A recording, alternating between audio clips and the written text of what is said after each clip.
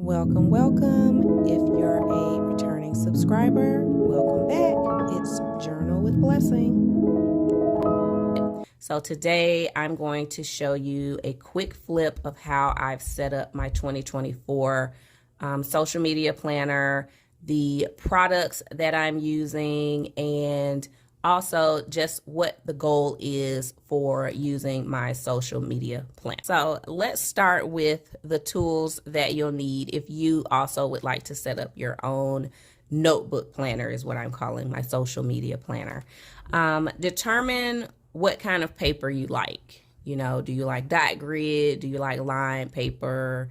Do you like boxes? You know, what type of paper in the journal or in the notebook works for you. And so for me, like I've said, I like white paper, and a lot of the bound books, they're not necessarily a white paper. They're more of a cream, Tomoe River paper or something like that. This notebook is a bright white paper with lined grids. So I also love dot grid, but I'm fine with the lines. So that's something you'll need to decide. How dark do you like the lines in your paper? It doesn't bother me to see lines behind my dolls or behind my my stickers. You know, the ghosting or casting of lines does not bother me. That's not everyone. Some people like to use whiteout. They don't like lines, you know, in between their transparent or clear stickers. So just make sure that you find a paper that works for you and that meets your preference. Okay, once I found a notebook that worked for me, that I'm comfortable using, the next thing I decided was the dashboards. What type of theme do you want? What type of vibe do you want in your planner? In this notebook planner, I wanted to use more neutrals. I wanted it to have my word of the year in my dashboards. I wanted vellum. I wanted beautiful images.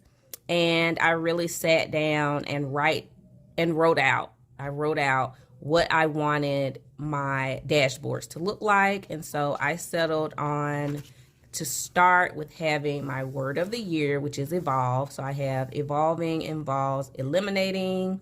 And I just went through Pinterest and I found beautiful images that I felt I could put on vellum and then have my words of inspiration or affirmation to myself. And then I put those into my notebook. So this one, it has grateful, and then behind it I have 24, and I just tip these into this planner. This one I have my more spiritual, and I wanted to have scriptures. So I just went on Pinterest and found just different images that match the aesthetic that I wanted to use. So just go on Pinterest and you could put doll aesthetic, you could put strength aesthetic, whatever your word of the year, if you decide to have one, you can put that in, put aesthetic behind it, and it will bring up images that kind of match the words that you've put on that search engine.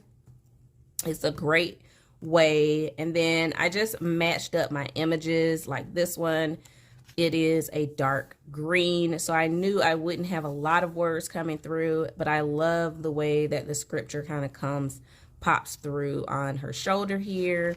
And then I've tipped it in a way that I can still see the full words that are behind, or I can get just like a peek with the vellum on top. So that's just another tip for how you can decorate your planner so that it matches the aesthetic that you want to have for 2024. Okay, so now that we've talked about the tools that we're using to set up 2024 planners, the next is making a decision for how you want your pages to be separated. And so for me, I decided I wanted to have a page for where my books that I'm reading will be. So I just created a quick page and use my stamps to make a little book design. And as I read my books, I will color them in. And then I have a little key on the side. And then I saw on a Book Nook on YouTube, they did the year of books read in pixels, and so I decided I would do that as well. So depending each day of each month, if I did an audiobook or if I did a traditional book read, I would color in my squares based on if I read that day and how did I do that specific reading. So I've already shaded here. I did an audiobook on the 2nd of December, and I'll just continue to color in, and eventually the page will be full. I do have to go and order some more of these scripts from Let's Get Planned. I already used some of them, so I need to go and re-up for that, but I used what I had because it will be some time before I get into the spring of next year, so I can do that then. And then I just did the beginning of my library here, and then I'll continue it, but right now I need to fill this in. I have already for December, I've read 3 books, so I need to fill that in.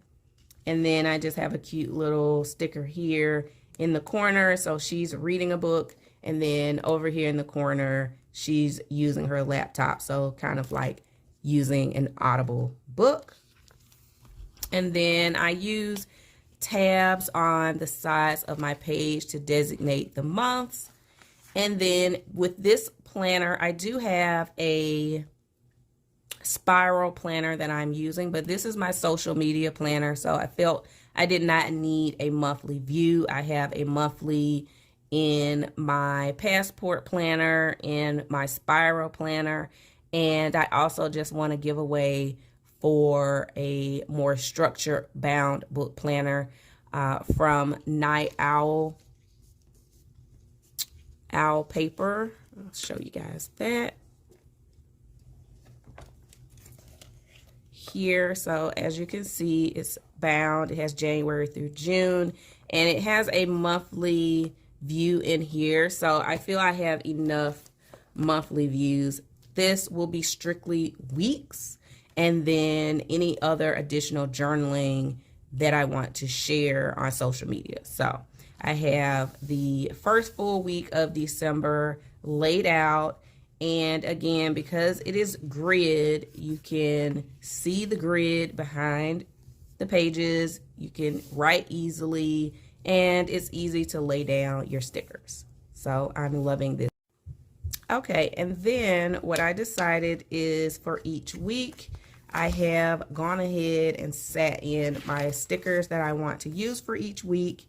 So I counted the pages, and I also left additional pages so that I would be able to do any type of journaling spreads or anything like that that I'd like to have in this particular notebook planner. Okay, so each month, that's what I have just to designate. And of course, since I've counted my pages, I already know where I can insert any future dashboards.